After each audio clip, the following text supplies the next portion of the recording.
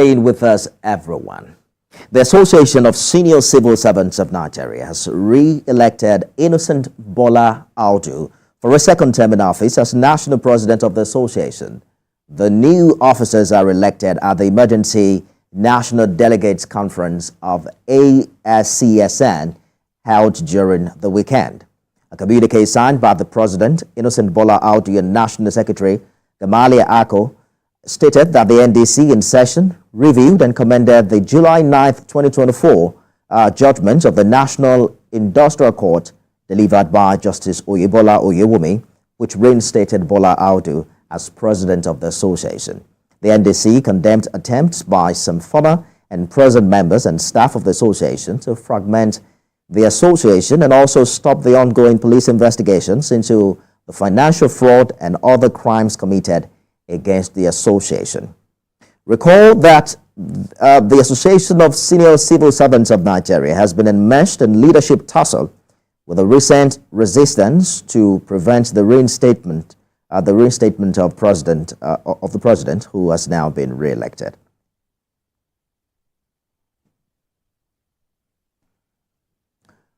Well, the man in question joins me now from our studio in Abuja, President Association of Senior Civil Servants of Nigeria, Innocent Bola-Audu. Thank you for joining us on the news this hour. So you have been re-elected, but the question is whether you have been reinstated. What is the current situation with the fracas ongoing within the association?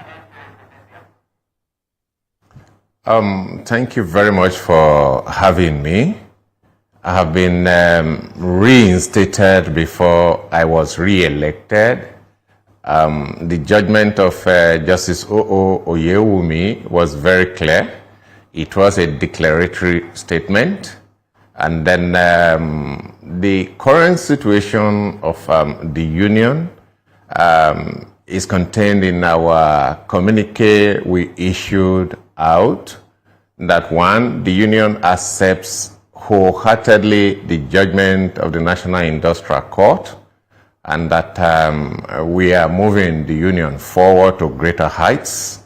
And as such, we cut the cooperation of everybody so we can move our union forward for the benefit of our members.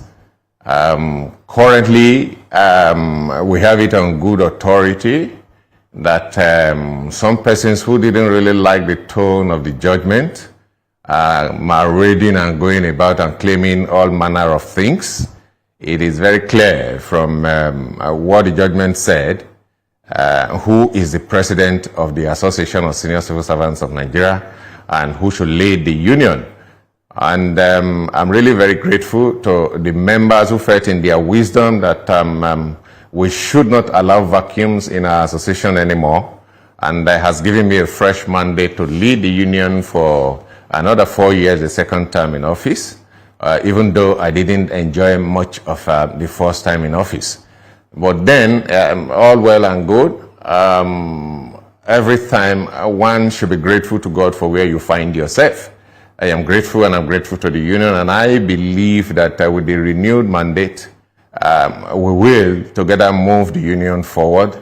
If those past leaders, former members of the union and staff of the union who are still aggrieved will find wisdom in coming together and moving the union forward. I hear you clearly, Mr. Audu. There is what the judgment says, but there's also what the stakeholders within the organization or within the association are saying. You recall that that judgment was appealed and then a stay of execution applied for following the release of the judgment. How difficult a task do you have before you to be able to unite these dividing forces together? Because you are going to need that kind of an environment to actually provide leadership, right? I want to thank you very much for touching on these aspects of the judgment and wanting to say that the judgment has been appealed. I am really very surprised when they talk about an appeal. As I sit in your studio today, it would have been good if you asked them if we have been served an appeal to that effect. I tell you, we are not aware if they have appealed any judgment. And I would seize this opportunity to let Nigerians know that the judgments of the National Industrial Court has a process of appeal.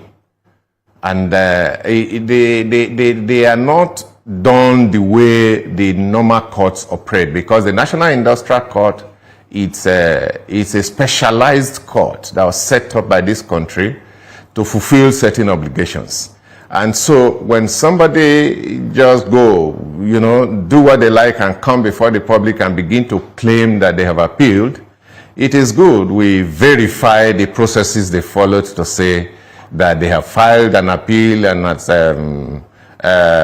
applied for a stay. Even though without conceding that we say they have appealed, let us ask them, have they stayed the judgment of the National Industrial Court? A judgment that is not stayed cannot be said not to be alive. I'm not a lawyer, but at least I've spoken to so many lawyers who have educated me to say that until they get a stay of that judgment, they shouldn't go to the public to say that they have appealed. It's absurd, and it's just to create diversion to say that they are appealing. Then too, for us on this side of the divide, we are very ready to work with everybody who is ready to work with us. We are not quarreling with anybody. We are not fighting with anybody, sir. But it's hard to tell if those who have been elected to provide leadership in this association have been able to, live up to that expectation, where you consider all of the investigations going into financial fraud and allegations of crime committed, against this association. How do you think that has affected the impact of the ASCSN, and what it's actually supposed to do for the civil servant? Honestly, I must be very frank with you. I would implore every civil servant to be a little bit patient. There is no organization that investigations are going into the activities of leaders who forcefully occupy the office that will get a very good image. None of us is happy with the way these issues are turning out. But in any case, it is public money. It is the workers' money.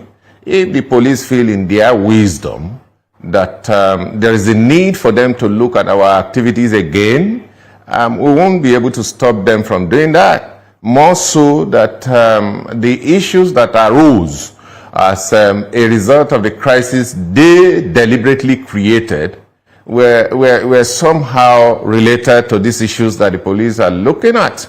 I think they deliberately created these issues to interfere with my administration so that they can pilfer the funds of the association, steal as much as they want to steal, and then do what they want to do. So we will be patient to let the police conclude their investigations. And if some persons are not found guilty, I know the police will let them go. But I think whoever is found culpable, the police should allow the law to take its effect. And so it's really affecting the union negatively. I won't tell you it's a positive development. It's a negative development. But by and large, we believe that association will overcome. We are senior civil servants who, in our own wisdom, we are supposed to be above board. Many of us are doing our best to live above board. And as such, if somebody is found not to have done well and the law thinks it will take its charge, then so be it, sir. I guess time will tell how the association will recover. President Association of Senior Civil Servants of Nigeria, Innocent Bola-Audu, thank you for talking to us on the news this hour. It's been my pleasure. Thank you so much. Elsewhere, heavy flooding has washed away a portion of Bauchi-Jigawa Road in Kwana, Bola-Audu, under Dutse local government, causing significant damage and disruption of traffic. The disruption has left many travelers stranded, causing significant inconvenience. The incident occurred last night following a prolonged heavy downpour that lasted for approximately 6 hours. The affected road serves as a critical link between 4 states, Kano, Jigawa, Bauchi, and Plateau states. Road users are now forced to seek alternative routes. And as Jigawa State begins to experience rainfall as predicted in 2024, the state government has allocated millions of naira for purchase of emergency items and relief materials. This is coming after heavy rainfall washed away many farms in Gwaram, Buji, and Garki local government areas. The Jigawa State Emergency Management Agency has also assured that it's well prepared to handle the situation, and it's closely monitoring developments in all the 27 local government areas.